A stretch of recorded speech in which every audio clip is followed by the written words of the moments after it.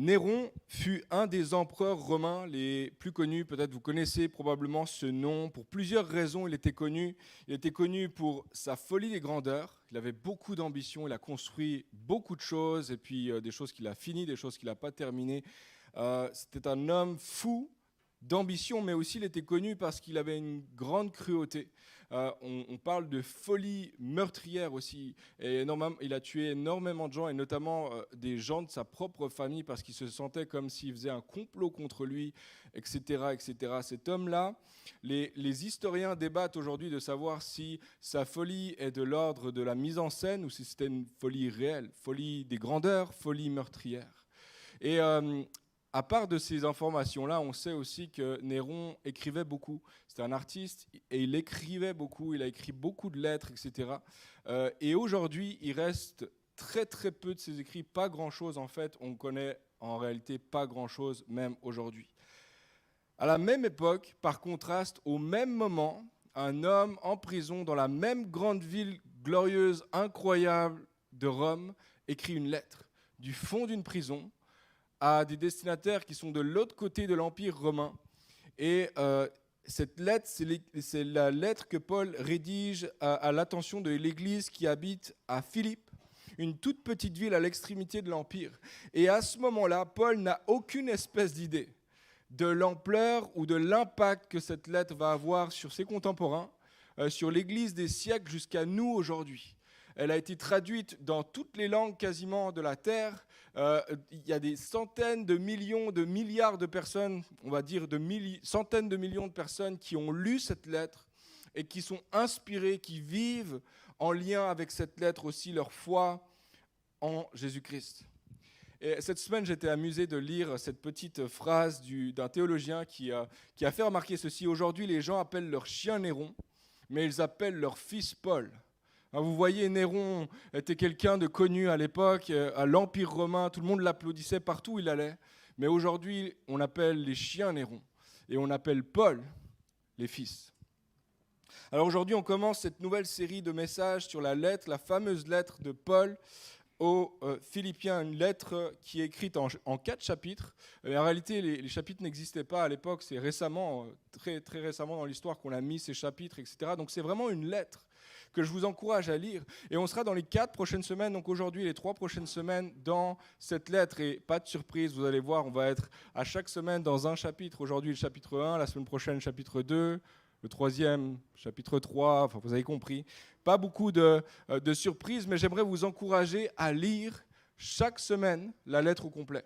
Ça va vous prendre un quart d'heure, un peu moins d'un quart d'heure, de lire la lettre, de vous imprégner de la lettre. Et en fait, le but de cette série, un des objectifs d'une série textuelle comme celle-ci, c'est de s'imprégner de la parole. C'est de laisser finalement la parole parler par elle-même. Un des grands bénéfices, je crois qu'il y a beaucoup de bénéfices à des séries comme ça où on suit le texte, où on approfondit le texte, c'est finalement de laisser la parole révéler des sujets qu'on n'aborderait pas par nous-mêmes. Peut-être des sujets qu'on n'aborderait pas parce que ce n'est pas des choses qui nous attirent directement, mais là, c'est la parole qui souligne les éléments, qui souligne les thèmes. Donc j'aimerais vous encourager à lire encore et encore, 4 fois en fait, la lettre aux Philippiens, et de vous laisser imprégner par cette parole. Parce que je crois qu'il y a un grand bénéfice à se laisser imprégner par la parole. La foi grandit lorsque nous écoutons la parole, lorsque nous écoutons et mettons en pratique sa parole. Alors vraiment, j'aimerais vous encourager à lire chaque semaine cette lettre et laisser vraiment Dieu adresser sa parole à nos cœurs et à nos vies et à notre communauté. Cette lettre est très particulière. Je donne quelques éléments de contexte ici avant de plonger vraiment dans le texte, mais quelques éléments très intéressants, je trouve, à propos de la lettre aux Philippiens. C'est une lettre que Paul a écrite depuis la prison de Rome, je l'ai dit tout à l'heure, à l'église de Philippe. Et Philippe, c'est une petite colonie romaine qui se trouve vraiment en bordure de l'Empire romain et qui est surtout la première ville du territoire européen dans laquelle Paul va implanter une église. Donc Paul adresse une lettre aux premiers chrétiens européens, si vous voulez, d'il y a 2000 ans. Paul adresse une lettre aux chrétiens européens, mais encore d'aujourd'hui. Et je crois que cette lettre est encore pour nous un héritage de nos pères et nos mères qui ont marché avec Jésus, qui ont persévéré dans la foi et qui nous ont transmis ce que Paul leur avait transmis également. C'est une lettre en fait qui est écrite à cette église que Paul a implantée, et cette église a été implantée sous l'impulsion de Dieu. Dieu a donné un rêve à Paul, il était en mission dans son deuxième voyage quelque part en Asie mineure, etc. Et là, pendant la nuit, Dieu se révèle à lui, et là il voit un Macédonien, donc un homme de Macédoine, un homme finalement de cette région-là de Philippe, qui appelle au secours, viens en Macédoine. Et Paul va comme arrêter tous ses plans, mettre ses plans de côté, et il va aller en direction de la Macédoine et à Philippe. C'est là qu'il va implanter la première église en Europe aujourd'hui. Et j'aimerais faire une petite parenthèse ici. Pour tous ceux et celles qui peut-être ont à cœur, il y a une vision qui brûle à l'intérieur de toi pour Dieu. Je m'adresse particulièrement à des gens il y a un appel dans ton cœur, puis tu ne sais pas exactement quel est le pas, quel est le prochain pas pour toi. J'aimerais te dire ceci, la vision a un visage. La vision a toujours un visage. Ne cherche pas qu'est-ce que tu peux faire, cherche qui tu vas rejoindre par ce que tu fais. C'est une petite parenthèse que je fais ici parce que Paul voit ce visage, il voit cet homme qui crie et maintenant il est en chemin vers eux. Il ne sait pas encore qu'est-ce qu'il va faire exactement, mais il est en chemin vers eux parce que la vision a toujours un visage. Donc Paul écrit cette lettre aux chrétiens, premiers chrétiens d'Europe. C'est une lettre qui a un caractère extrêmement personnel.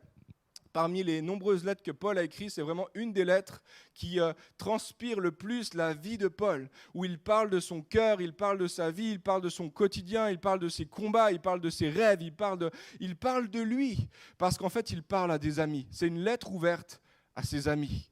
Donc un caractère extrêmement personnel. Mais c'est également, et c'est peut-être ce qui est le plus frappant, une des caractéristiques les plus frappantes de la lettre de Paul, c'est une lettre qui est saturée par la notion de joie. D'ailleurs, les spécialistes, la plupart des gens, même historiquement, on parle de l'épître de la joie. Alors vous voyez, on est dans le thème ce matin, on a chanté des chants de joie, on a entendu des paroles qui disent il y a un renouveau pour la joie, Dieu veut t'apprendre à être joyeux même dans tes circonstances.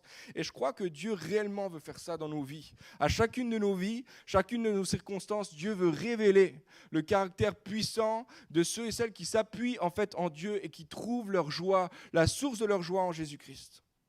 Donc voilà, un des caractères, c'est vraiment la joie. C'est un des termes, ou un mot qui revient à peu près 60 fois dans les 4 chapitres. Donc c'est très court, très peu de chapitres pour beaucoup de fois le mot joie. D'ailleurs, un des textes peut-être les plus connus à propos de Philippiens, vous le connaissez, Philippiens 4.4 sûrement. « Réjouissez-vous toujours dans le Seigneur, je le répète, réjouissez-vous ».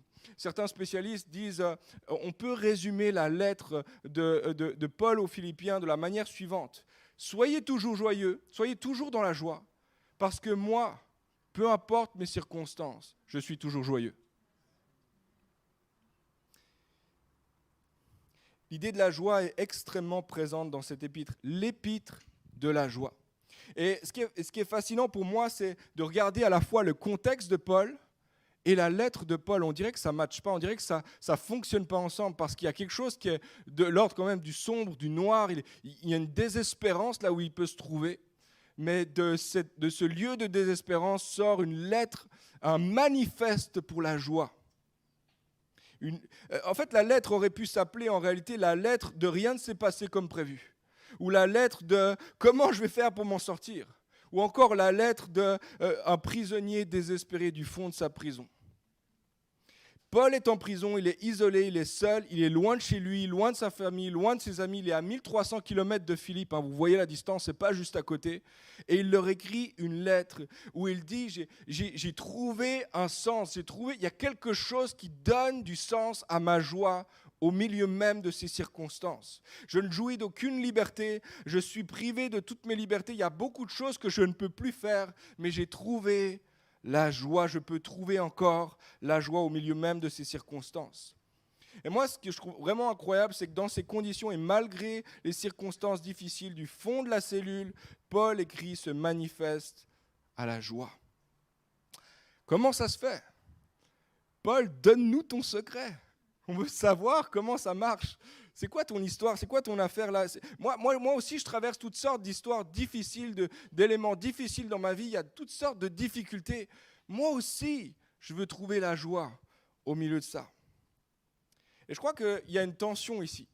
Parce qu'en fait, on veut tous vivre une vie pleine de joie. Personne d'entre nous, je crois, veut vivre une vie faite de malheur. Tout le monde veut vivre une vie pleine de joie. Tout le monde veut être débordant, nager dans le bonheur.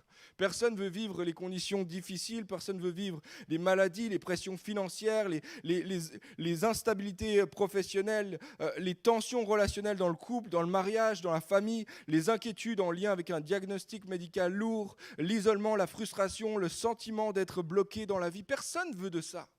Tout le monde veut d'une vie remplie de joie. Personne veut les défis. Le problème, c'est que la vie n'est pas noire ou blanc. Souvent, c'est gris. C'est teinté des deux, en même temps. J'aimerais dire ceci, le christianisme ne nous fait pas fuir la réalité de nos problèmes et de nos défis. Mais le christianisme nous donne la capacité de vivre nos défis d'une autre façon. La vivre avec la paix, avec la joie au milieu même de nos problèmes. Alors j'ai une question à vous poser ce matin en démarrant. Voici la tension, on l'a entendu. Comment rester dans la joie au milieu des difficultés ? Comment rester dans la joie lorsque tu es enfermé, lorsque tes circonstances difficiles t'enferment, lorsque tout semble bloqué devant toi, lorsque tout semble terminé ou compliqué à avancer, ou lorsque ton avenir semble juste brouillé, c'est impossible d'avancer. Comment avancer ? Mais je crois que Paul nous laisse un témoignage puissant et on pourrait faire passer le micro dans la salle. On ne va pas le faire ce matin, on aurait beaucoup trop de temps pour ça, mais il y aurait plusieurs personnes qui pourraient dire « c'est vrai, je l'ai vécu, j'ai vécu des tensions, des difficultés intenses et au milieu de ça, j'ai vécu la joie de Dieu. J'ai vécu quelque chose de profond dans la présence de Dieu. » Ça, c'est le témoignage de beaucoup de chrétiens. C'est le témoignage de chrétiens comme Timothy Keller, qui a servi Dieu pendant de nombreuses années à New York, qui a implanté une église, qui a tellement donné, sacrifié, etc. pour Dieu, et qui, il y a quelques années, a découvert qu'il avait un cancer. Au stade 4, un cancer avancé. Et il a écrit ceci récemment sur Twitter. Il a écrit ceci « J'ai un cancer du pancréas stage 4. Mais c'est infiniment réconfortant d'avoir un Dieu à la fois infiniment plus sage et plus aimant que moi. Il y a plein de bonnes raisons pour tout ce qu'il fait et permet que je ne puisse savoir. Et c'est là mon espoir et ma force. » Et plus loin, il a écrit ceci, « Le christianisme donne un sens à la vie que la souffrance ne peut vous enlever. » Waouh! Ça, c'est un témoignage vécu. Ce n'est pas juste de la théorie, ce n'est pas du blabla. C'est un témoignage vécu. Plusieurs pourraient le témoigner ce matin. C'est le témoignage aussi de chrétiens comme Nick Vujicic. Certains, vous avez entendu parler de lui. C'est un homme qui est né sans bras et sans jambes. Il est né sans bras, sans jambes. Et il a été enfermé pendant de nombreuses années, non seulement dans sa condition physique, mais enfermé dans sa tête parce qu'il avait toutes sortes de pensées noires, de pensées suicidaires, puis il voulait mettre fin à sa vie, etc.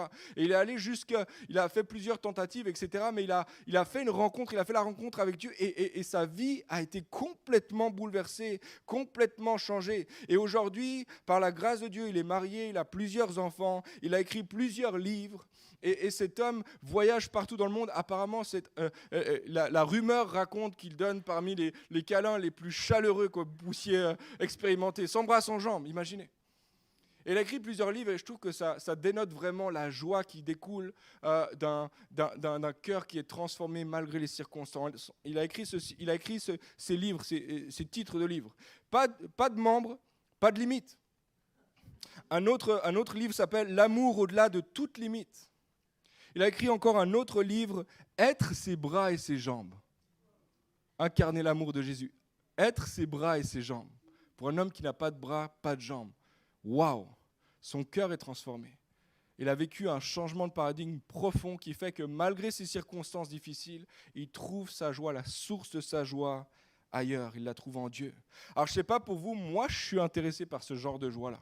Je suis intéressé par ce genre de principe-là qui fait que tu traverses un moment dans ta vie difficile, que tu traverses des saisons lourdes, que tu vois peut-être une saison d'enfermement, tu es comme captivé par quelque chose, captif de quelque chose. Et je crois que Dieu veut communiquer à chacun d'entre nous, au travers de la lettre aux Philippiens, des principes de comment trouver la joie qui résiste à n'importe quelle circonstance.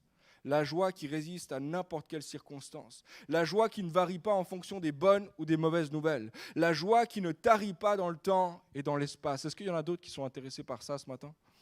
Amen.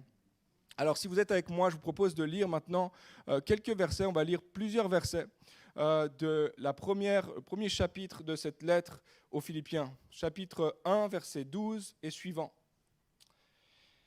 « Je désire que vous le sachiez, frères et sœurs, ce qui m'est arrivé a plutôt contribué au progrès de l'Évangile. En effet, dans tout le prétoire c'est la garde royale, on parle de 400 soldats qui s'occupent finalement de l'empereur et des affaires de l'empereur, dans tout le prétoire. Et partout ailleurs, personne n'ignore que c'est pour Christ que je suis en prison. Et la plupart des frères et sœurs encouragés dans le Seigneur par mes chaînes ont plus d'assurance pour annoncer sans crainte la parole. Certains, il est vrai, proclament Christ par jalousie, avec un esprit de rivalité, mais d'autres le proclament avec de bonnes intentions.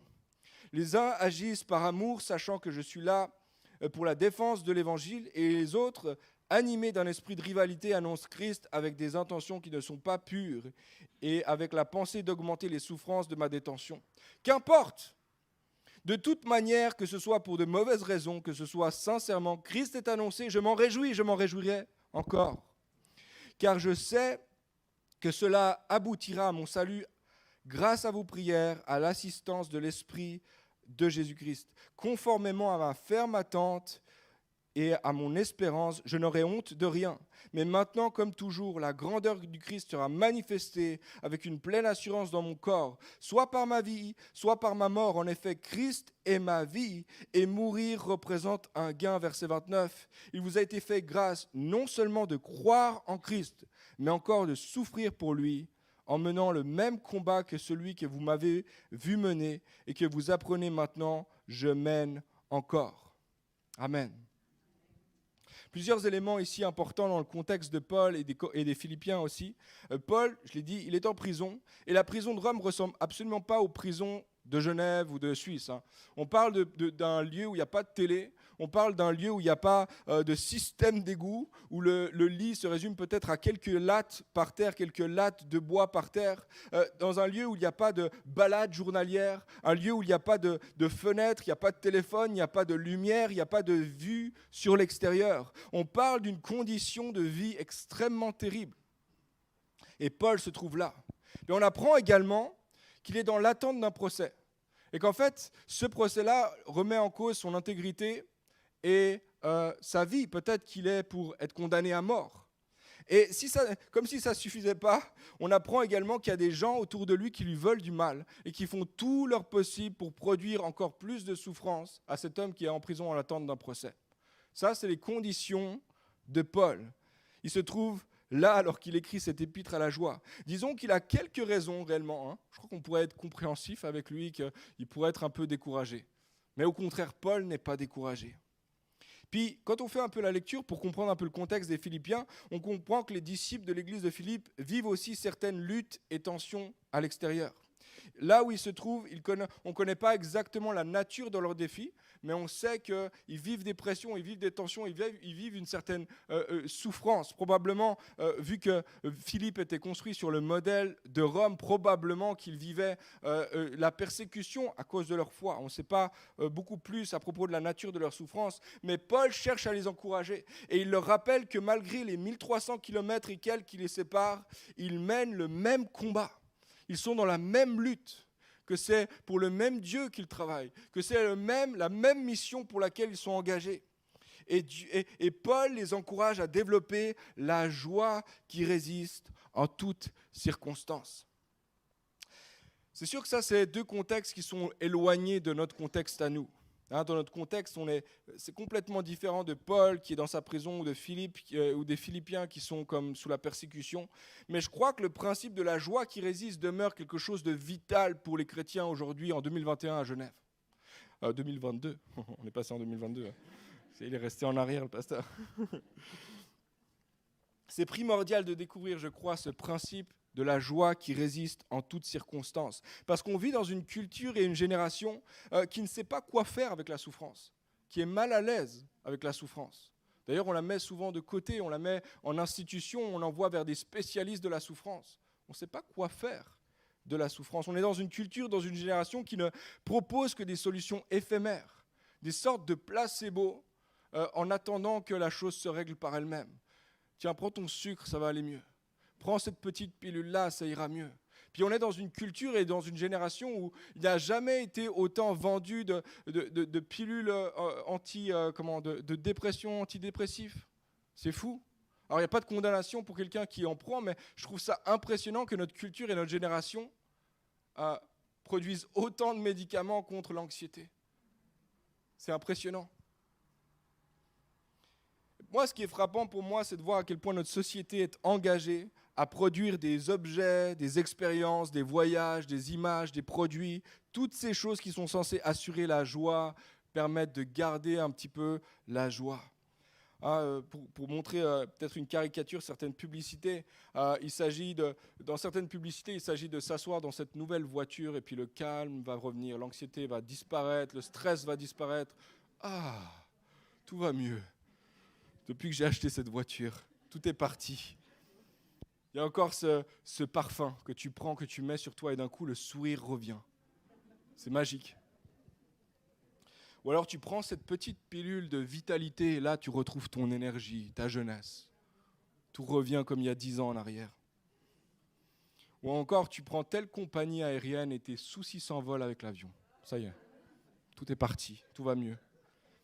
On comprend que c'est des caricatures. Mais je crois que c'est parlant. Ça parle d'une société, d'une culture qui ne sait pas quoi faire avec la souffrance, qui propose des placebos pour la souffrance, qui propose des placebos dans les difficultés.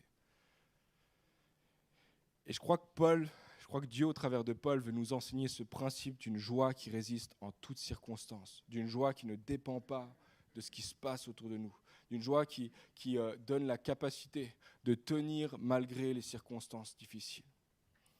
Alors, je crois que c'est important de se poser la question, surtout en lien avec notre culture, quel est l'objet de ta joie ? C'est quoi qui forme la fondation de ta joie à toi ? De quoi est-ce que ta joie dépend ? Quel est l'objet Est-ce que l'objet de ta joie est assez solide ?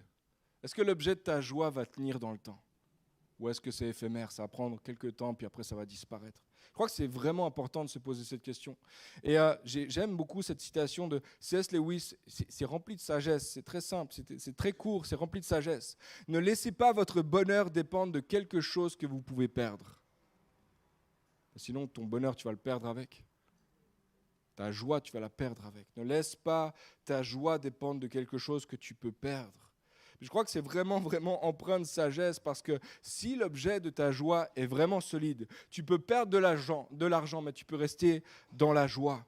Tu peux perdre ton travail, mais tu peux demeurer dans la joie. Tu peux rater tes examens, mais tu peux demeurer dans la joie. Tu peux perdre ton travail, tu peux perdre tes amitiés, puis tu peux quand même rester dans la joie. Tu peux perdre même ta santé et demeurer dans la joie. Tu peux perdre un être cher et demeurer dans la joie si l'objet de ta joie est solide, s'il est durable.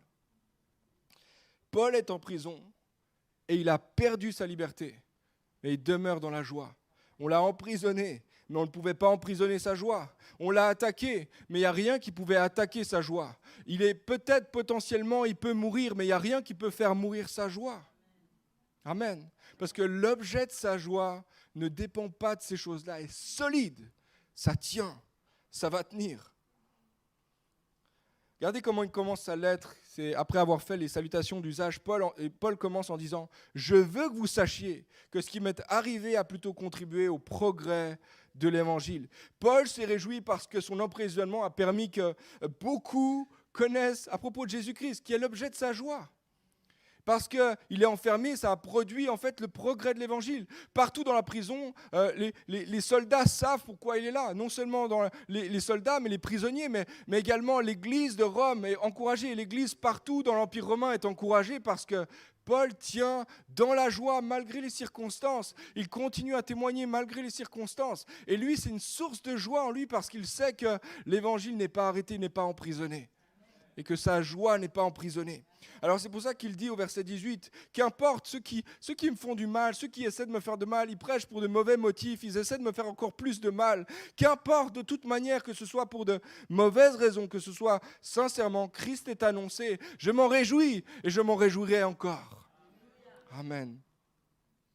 Paul veut que ses amis sachent que ces épreuves qu'il endure, que la prison dans laquelle il est, que la perspective du procès, que les attaques frontales de ses ennemis n'ont aucune capacité de lui voler sa joie.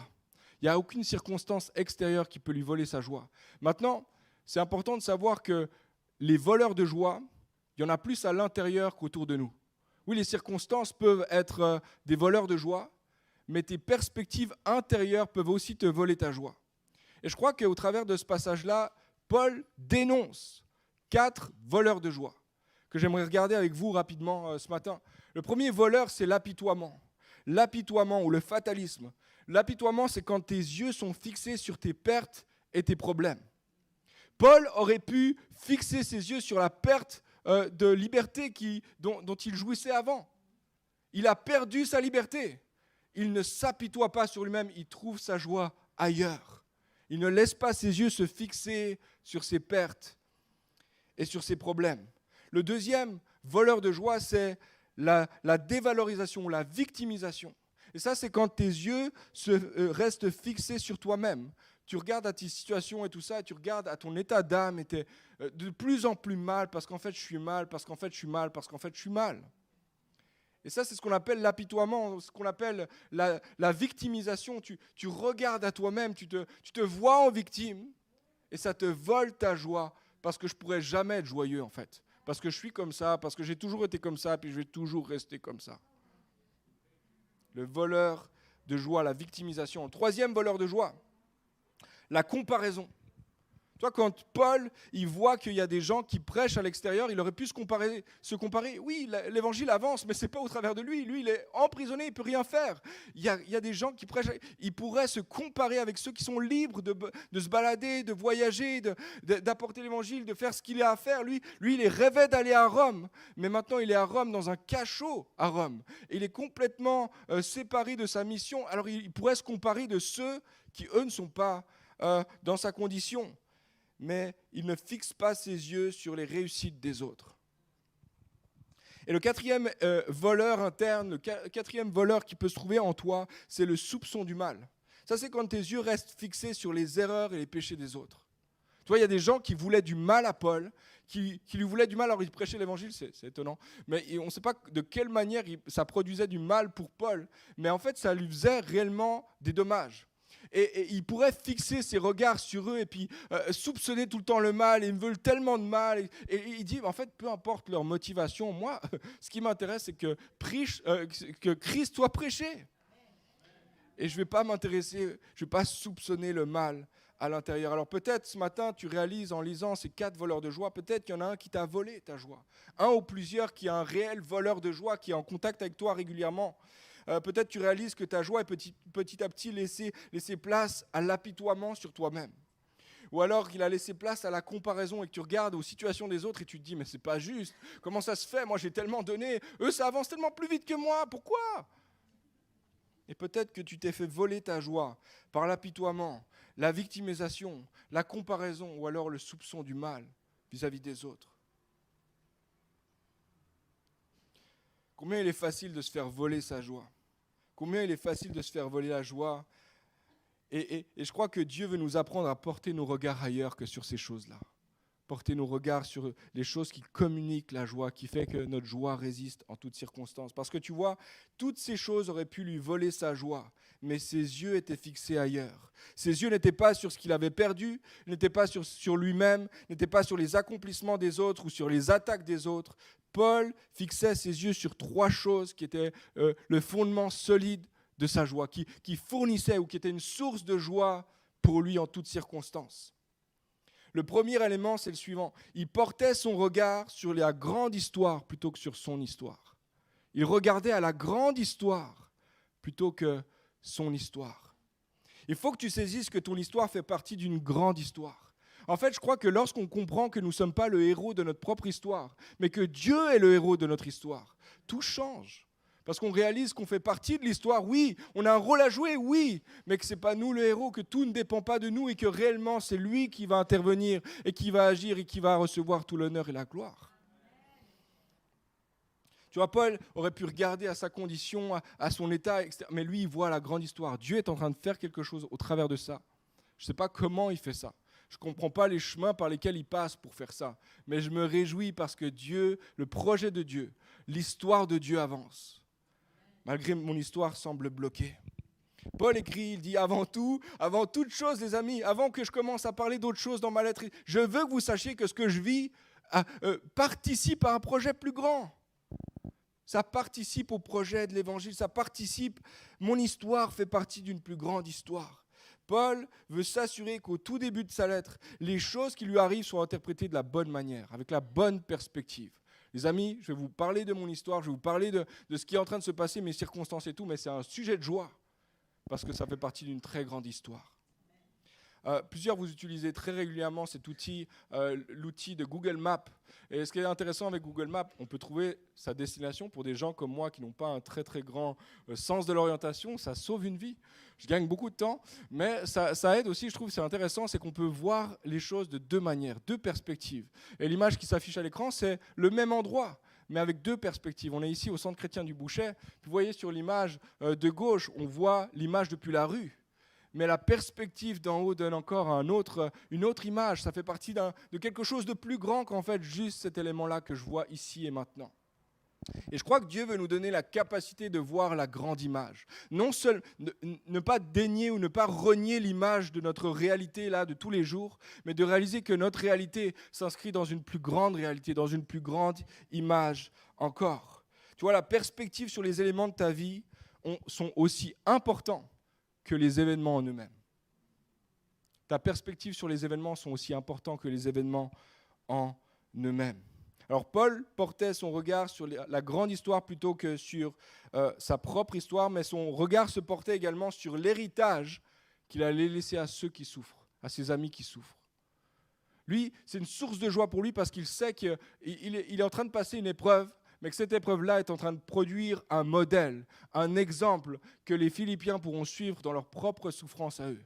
Vous participez aux mêmes souffrances que moi. Regardez à moi, regardez à ma façon de traverser la souffrance. Et ça produit une joie immense dans le cœur de Paul parce qu'il sait qu'il est en train de donner, d'équiper, d'inspirer les chrétiens à tenir ferme en toutes circonstances.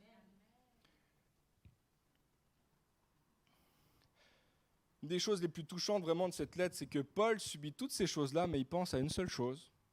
J'espère qu'ils vont comprendre. J'espère qu'ils vont voir la perspective que j'ai moi sur ma souffrance.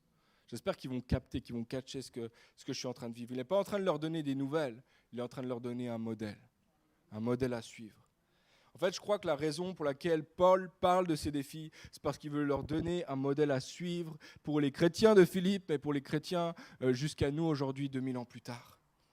Il donne la capacité de tenir la joie dans les zones de turbulence. C'est pour ça que Paul dit au verset 29, il leur dit, il vous a été fait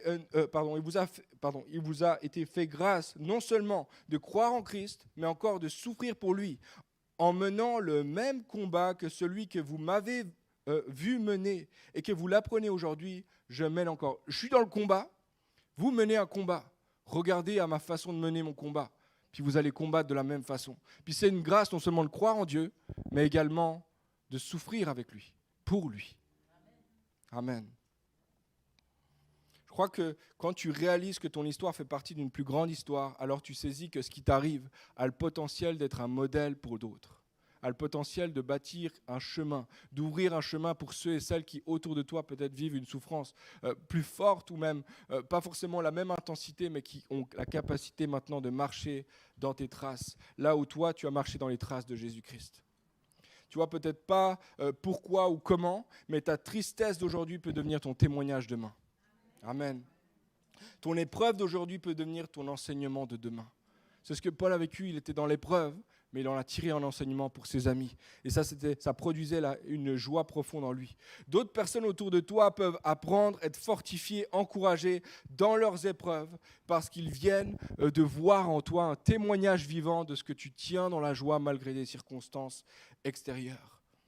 Parce que tu réalises, parce que tu as un témoignage vivant que Dieu est capable de faire infiniment au-delà de tout ce que j'aurais pensé, imaginé, prié, désiré, soupiré. Qu'il est capable de recycler toutes circonstances pour le bien de ceux qui aiment Dieu. Amen. Alors Paul porte ses regards sur la grande histoire, sur l'héritage qu'il va laisser, et je termine avec ceci, il porte son regard surtout sur Jésus-Christ. Il porte son regard sur l'essentiel. Il porte son regard sur Jésus-Christ. Avec la perspective de son procès et de sa mort, Paul ne perd pas sa joie. Et en fait, parce que Jésus-Christ est l'objet de sa joie, il va dire « Christ est ma vie et la mort m'est un gain ». c'est fort et ça fait peur en même temps. Waouh, quelle intensité. Christ est ma vie, il est le cœur, il est le centre de ma vie. Alors mourir ne pourrait même pas me séparer de lui. En réalité, ça m'en rapprocherait. En fait, ça ferait qu'augmenter ma joie. Peu importe ce qui peut se passer à l'issue de ce procès, je suis gagnant. J'ai déjà gagné. Je suis déjà dans la joie. Amen. J'aimerais dire qu'en Christ, est-ce que tu as de plus précieux? Il n'y a rien, absolument rien ni personne qui peut te voler ta joie. Parce qu'on peut tout enlever, mais on ne peut pas t'enlever Jésus-Christ.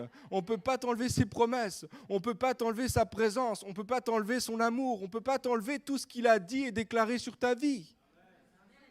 Tu peux te réjouir en lui. On peut tout enlever, mais tu peux te réjouir encore et encore en lui. Quand l'épreuve et les défis se pointent, le plus grand danger pour les chrétiens, je crois, c'est de détourner notre regard de Christ. C'est un piège. Parce que s'il est réellement la source de notre joie ultime, alors que tu tournes ton regard ailleurs, où tu vas trouver la joie? Où est-ce que tu vas trouver le réconfort? Où est-ce que tu vas trouver la paix? Ne te détourne pas du regard de Jésus-Christ, de qui il est. C'est dans l'union avec lui que tu peux trouver le réconfort, la perspective, la persévérance dont tu as besoin. Si tu es un chrétien ce matin, j'aimerais vraiment t'encourager à porter tes regards sur Jésus-Christ. Encore et encore et encore. Regarde pas tes circonstances, regarde pas à la prison, regarde pas à l'état de ton cœur, à l'état de ton âme. Regarde pas trop à ce que les autres font, comment eux ils réussissent ou comment eux te veulent du mal. Porte tes regards sur Jésus-Christ, qui te veut du bien, qui te veut du bien. Je ne parle pas ici de faire semblant que tout va bien. Pas du tout. Il y a des gens, vous allez sortir de ce lieu, vous imaginez que je suis juste en train de dire, les chrétiens, on doit juste faire semblant que tout va bien tout le temps, avec un sourire béat, Dieu m'a béni, tout va bien. Mais je crois que c'est faux, je crois que c'est contraire à ce que Paul enseigne ici. Paul est très lucide sur sa condition, mais il est très lucide sur la source de sa joie. Et on peut vivre des tensions, des difficultés, etc. Et on peut les dire, on n'a pas besoin de les cacher, on n'a pas besoin de faire semblant que tout va bien, mais on peut réaffirmer encore et encore, Christ est ma joie, il est ma vie, et même la mort m'est un gain. Tout peut m'arriver parce que Christ est ma vie, il est mon bien suprême. Paul était en prison, mais sa joie ne pouvait être emprisonnée. Sa joie en Christ faisait de lui un homme libre. Il était prisonnier, mais en fait, il était complètement libre, cet homme. Je termine avec cette histoire, et puis on va prendre encore un chant en terminant. Mais j'ai lu cette semaine cette histoire qui illustre vraiment parfaitement, je trouve, ce principe de la joie qui résiste. Il y a une photo qui va s'afficher à l'écran. Peut-être plusieurs, vous connaissez cette image, cette photo quand même qui a fait le tour du monde. C'est une photo qui est connue, qui a été prise le 8 juin 1972 au Vietnam. Et donc, on est quasiment jour pour jour à 50 ans de cette photo, le 9 juin 1972. Et cette petite fille, cette image montre réellement, ça fait le tour du monde, et c'est vraiment devenu le symbole de l'horreur de la guerre. La petite fille qu'on voit au milieu, qui est nue, a enlevé elle-même ses vêtements, après que 4 bombes au napalm ont explosé à côté d'elle, derrière elle. Et elle s'est retrouvée avec le tiers de son corps brûlé, directement, instantanément brûlé. Et cette fille, elle s'appelle Kim Phuc. Et ce jour-là, elle a vécu l'horreur. Elle a vécu l'horreur. Il y a quelque chose dans son corps qui s'est inscrit pour toujours, mais je crois dans son cœur qui s'est inscrit pour toujours. On peut imaginer la souffrance qu'elle a dû vivre, non seulement ce jour-là, mais les années et les années durant, avec les cauchemars, les histoires pas possibles qui reviennent encore, les images incroyables, les pertes, le deuil immense qu'elle a dû traverser. Et cette histoire, 50 ans plus tard, maintenant on sait que cette femme, elle vit au Canada, etc. Et puis maintenant elle partage partout autour du monde, elle a écrit un livre, elle partage partout autour du monde sur l'histoire de la petite fille de la photo. Et elle dit, voici mon histoire, comment elle a commencé. Puis l'histoire est différente aujourd'hui. Tout est différent aujourd'hui. Ça a pris des années, 50 ans de guérison, de transformation, de lutte sûrement avec des pensées, etc. Mais cette femme a été complètement transformée par l'amour de Jésus-Christ. Et aujourd'hui, elle témoigne partout dans le monde. Elle suit sa photo, en fait. 50 ans après, elle retourne sur les traces de sa photo. Elle dit, vous avez vu la photo? Voici maintenant mon histoire. Maintenant, 50 ans plus tard, c'est ça qui s'est passé. Et je crois qu'il y a quelque chose de fort là-dedans, dans son histoire. On va regarder une petite vidéo avant de chanter un chant, mais Je vous laisse regarder cette vidéo, son témoignage.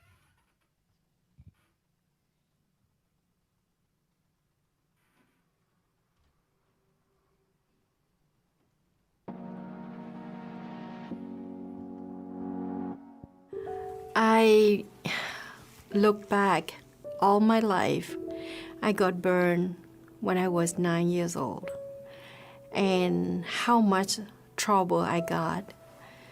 I got nightmare, I got trauma, I got pain, I got lost. I lived with negative thing in my life, and I was in darkness like normal, like everyone who became victim, who faced with any kind of tragedy. And I thank God that He healed my heart as soon as I opened my heart to accept Jesus Christ as my personal Savior. And then I read the Bible and I pray. And that faith, I growing up, and then I experiences about so many blessings upon my life. I'm not longer with fear, bitterness, and anger, and hatred. It means my heart is healed. And so I still alive, and I'm living miracle day by day in my life. And I want to share with people about that beautiful, about peace and joy that God gave it to me. And then I really have the dream to become a doctor when I was a teenager.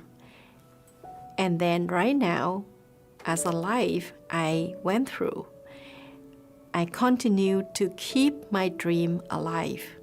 I want to help people the same way. Then that's why I just pray one day I can put all together all the miracle, all the hope that I live in. And then I wanted to people know my God is real, my God is love, my God is good. And so they need that help. I think I decided to write the book Fire Road to help people continue to, I can continue to share my story with young generation, the next generation, whoever read my book and can see is a real. And then that kind of purpose I want to share, because if I'm not sharing that peace and joy, I feel like I'm so selfish.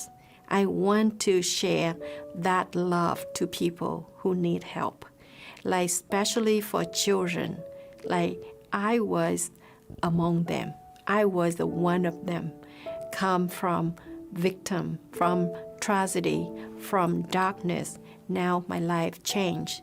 The only one God can help you, and God can help me to love my enemies, to move on. And that is so wonderful. If you have money, you cannot buy peace and joy in your heart. The only one, the love of God, because God is love. God is good.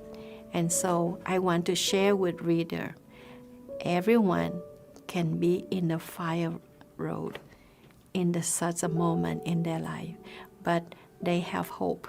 Like I have hope in my life. Amen. Amen. Elle a écrit cette phrase, je termine ceci. Cette photo servira toujours à rappeler le mal indicible dont l'humanité est capable. Pourtant, je crois que la paix, l'amour, l'espoir, le pardon, j'ajoute la joie, seront toujours plus puissants que n'importe quelle arme.